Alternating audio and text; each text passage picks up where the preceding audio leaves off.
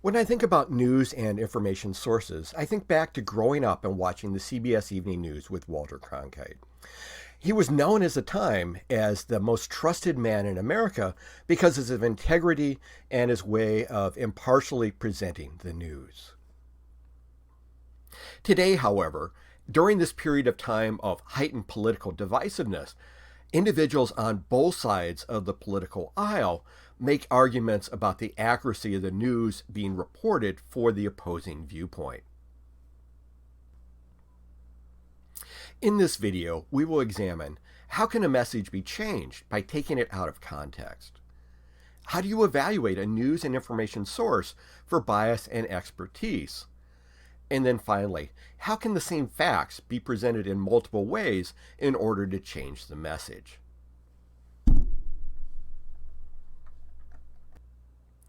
In this ethical dilemma in science, we're going to consider, can you trust a biased media? So in order to examine how context is important in determining the message, we're going to look at a short mock commencement address. Congratulations.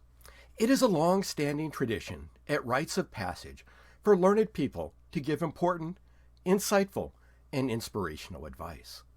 Similarly, others that may be slightly less informed will often contribute their own thoughts, leaving it up to the listener to decide the veracity of their words. Most advice is given in 3 parts. No one is quite sure why, but I think 3 is used because 1, 2, 3 is a steady point of calm moderation between the extremes of a fist in anger and the high five of collegiality. Generally, this advice is given in the form of quotes, Googled earlier that morning in order to lend a level of authority to their words. However, we all know that we need to be careful with what we learn from the internet. As the 16th President of the United States, Abraham Lincoln warns, don't believe everything you read on the internet just because there's a picture with a quote next to it. So I need to give you some words of wisdom, an ethical tenet to live by, okay? So here it goes. Don't do something that you will regret if you get caught. Now, variations of this have been around for quite some time. If you can't do the time, then don't do the crime. But seriously, think about how your actions will reflect on you in the future. Don't act hastily in the heat of the moment. Take a moment, count to 10, and think about what you should actually be doing. Think about what your actions will say about you and whether or not your behavior will reflect poorly on those around you, your family, your friends, and your employer. So what do you do if after you get to 10, you still want to do something improper or say something inappropriate? Yogi Berra, Major League Hall of Fame catcher and coach and manager, is quoted as saying, if you're going to cheat, it's better if you don't get caught. If you're dead set on going forward with inappropriate behavior, take the time to diligently plan, establish an alibi, and cover your tracks. Now, in this world, with everyone carrying a camera, social media accounts, and facial recognition software, you must assume that everything you do and everything you say will be available to embarrass and or incriminate you now and in the future. So don't do it. Don't do something that you will regret, because more than likely, you will get caught. Ideally, consult your conscience before you act. Now, in terms of your conscience, I mean the little angel sitting on your shoulder, and not the devil sitting on your other one. Don't do something that you will regret, be embarrassed, or convicted of if you get caught. I end with the words of Rick Riordan, author of the Percy Jackson series, who wrote, in a fictional novel, just remember, if we get caught, you're deaf and I don't speak English. Thank you and congratulations. Hopefully you enjoyed that mock commencement address, which in reality is mocked because it's going to be much, much shorter than what you're going to see in real life. Now what we're going to do is take a look at a few direct quotes directly pulled from that graduation address and think about the message that they convey. And so the first one is, don't do something that you will regret if you get caught. Another portion of the address, again, a direct quote taken somewhat out of context. If you're dead set on going forward with inappropriate behavior, take the time to diligently plan, establish an alibi, and cover your tracks. How does that message change when you're taking it out of context? And then finally, now, in this world with everyone carrying a camera, social media accounts, and facial recognition software, you must assume that everything you do and everything you say will be available to embarrass and or incriminate you now and in the future. So don't do it. Don't do something that you will regret, because more than likely you will get caught. So consider those 3 direct quotes from that speech and how the message changes when they're taken out of context. So where do you get your news from? Historically, there would be town criers who would stand out in the town square calling out the news for passerbys to hear. At the turn of the 20th century, the town crier was replaced by a newspaper boy who, again, would stand on street corners calling out the news in an interest to hook potential readers into purchasing a newspaper from him. Today, information is delivered directly to us on our computers, tablets, or smartphones as news agencies publish to the internet. However, many people receive their information not from trained journalists, but through social media. How do we evaluate whether the information we receive is accurate and reliable? Now, the first thing we need to recognize is that there is a difference between news and opinion. And so 2 articles from The Guardian from late 2023.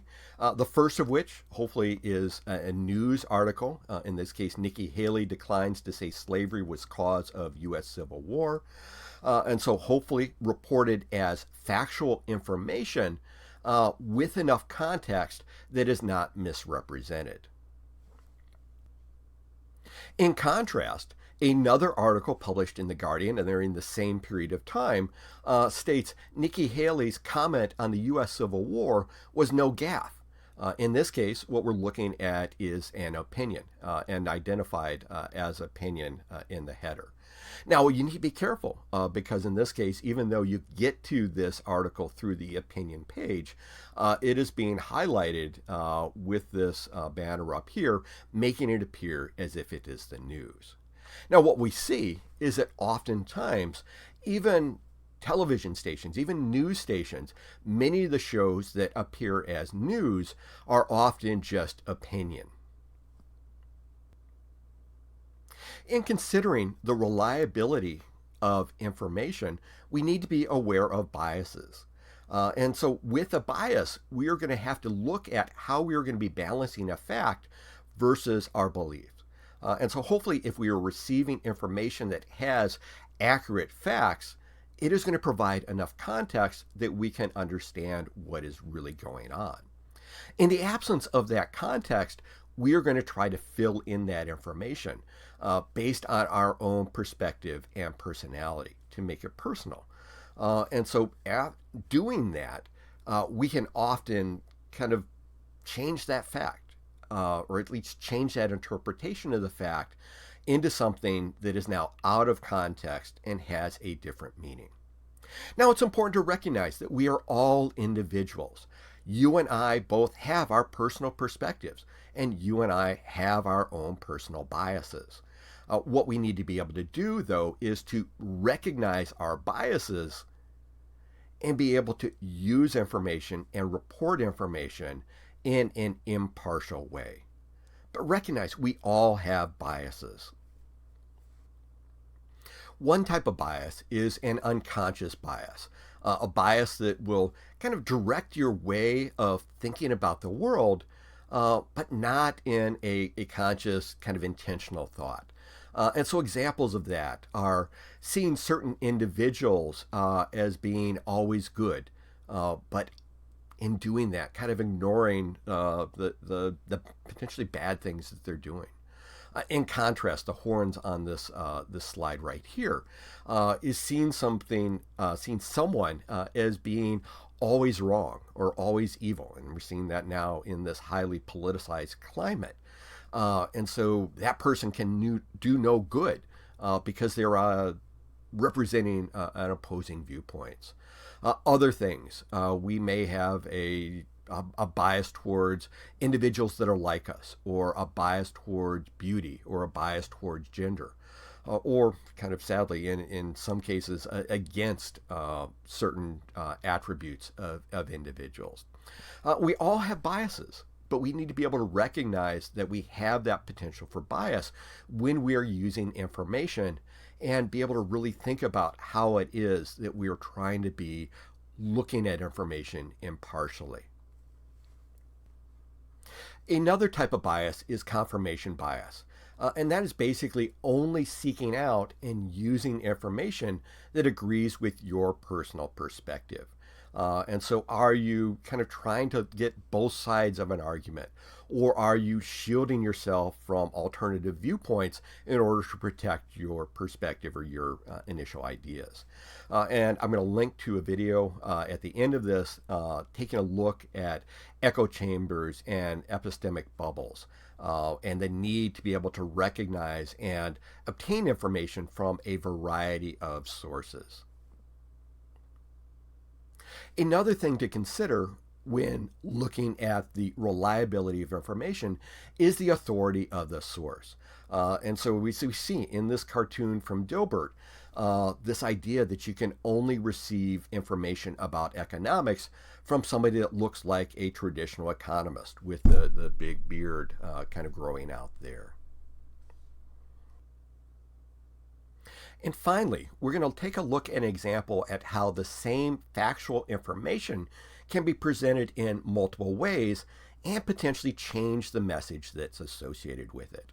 And so for this, I wanted to go for an example that many people are familiar with. And so taking a look at the results of the U.S. 2020 presidential election. So we start out at the beginning of 2021 with news headlines talking about the great divisiveness in the country. In this case, a CNN headline, Trump leaves America at its most divided since the Civil War. But is that really what is going on? So for anybody that followed the news, continuing news about the 2020 election, they often focus in on the Electoral College map. And so what we see here is an example of red states and blue states. The red states going for the Republican candidate, the blue states going for the Democratic candidate. And it shows, pretty solid divides between the red portions of the country and the blue portions of the country. Now, it's important to recognize that with the Electoral College, with a very few exceptions, all of the electoral votes for a state go for the winner of the popular vote in the state, regardless of how close the vote is. A slightly different way of taking a look at the same data, the same kind of popular votes, but instead of looking at states, we look at counties. And instead of solid red and solid blue, we look at a gradation. So in this case, a solid blue represents 100% of the votes for Biden. A solid red is 100% of the votes for Trump. But in between are going to be various shades of purple. And so when we take a look at this, as we take a look at the country, we don't see the hard red and hard blue demarcations, but we see that there's a lot of purple, representing that we have a lot of individuals that may not necessarily have the same political viewpoint as we do as our neighbors. But again, if we take a look at this map, it's showing entire counties. And there are large areas of the country with no population, such as natural parks and other open areas or agricultural spaces. So in this example, again, we're looking at a county map representation of the 2020 presidential votes, but these are county results showing the margin of victory by the size of the county circle. And so what we can see is that Trump won more counties than Biden. However, Biden won by a much larger vote margin in those fewer counties. And so Trump won more counties, but with a much smaller number of votes. And then finally, we look at a asymmetric dot density map in which each vote is represented by a dot of red for Trump or blue for Biden. And we can see again that we don't have this huge political divide that is represented by the Electoral College map. And finally, to end this example, we've got a call by a U.S. House of Representative member in early 2023 calling for a potential national divorce between liberal and conservative states, between blue states and red states. But is there really that divide based on these different maps that we just took a look at? So I'm a biologist. I'm a scientist by training, which means I know a fair amount about science, but not necessarily a lot about other things. So I don't know it about economics. I don't know about housing policies. And so how do I and how do you, who's probably not an expert on all things, determine whether or not your news source is accurate? And so luckily, we have a variety of fact-checking sites like PolitiFact and factcheck.org and Snopes that go through and evaluate information as to whether or not it's accurate or not. So a major focus of this course is to take a look at science and how science impacts on society. So we need to be able to recognize how science is related or different from other types of knowledge. And so the first thing you recognize is that science is factually based. It is not subject to opinion, or at least it shouldn't be subject to opinion. So we shouldn't have a survey out there. We shouldn't vote as to whether or not we're going to agree with that science, because the science is going to be true whether or not we agree with it or not. Science is peer-reviewed, hopefully to minimize bias. So in that peer review process, other scientists are going to look at the information presented by the author of a report and determine, was it done in a way that's going to be able to answer the question? Is there enough evidence or support for the viewpoint that the author is trying to convey? And in reality, if science is wrong, it is going to be corrected by the work of additional scientists, either in the peer review process or as other scientists follow up on the work of the first scientists. We've reached our ethical dilemma. Should we trust a biased media? In order to answer that question, we must first consider 4 things. What news and information sources do you regularly use? Do you consciously seek out sources from across the political spectrum or that present an alternative viewpoint? How do you evaluate if a source is reliable and objective versus biased or misleading? What signs of expertise or evidence do you look for? Is it possible to find a news source that objectively presents all perspectives? Or is some level of bias inevitable? And then finally, in a politically divided climate, how do we have productive conversations and make progress on important issues? Thank you for engaging in this important conversation about why we need to be critical consumers of information. In the description below is a key reference that goes along with this topic, as well as a link to a lesson plan with additional resources and materials. Please comment with your thoughts on this topic or suggestions for future topics. If you enjoyed this video, please like it and subscribe for more conversations on the ethical impact of science and technology on society. Until next time, stay curious and be informed.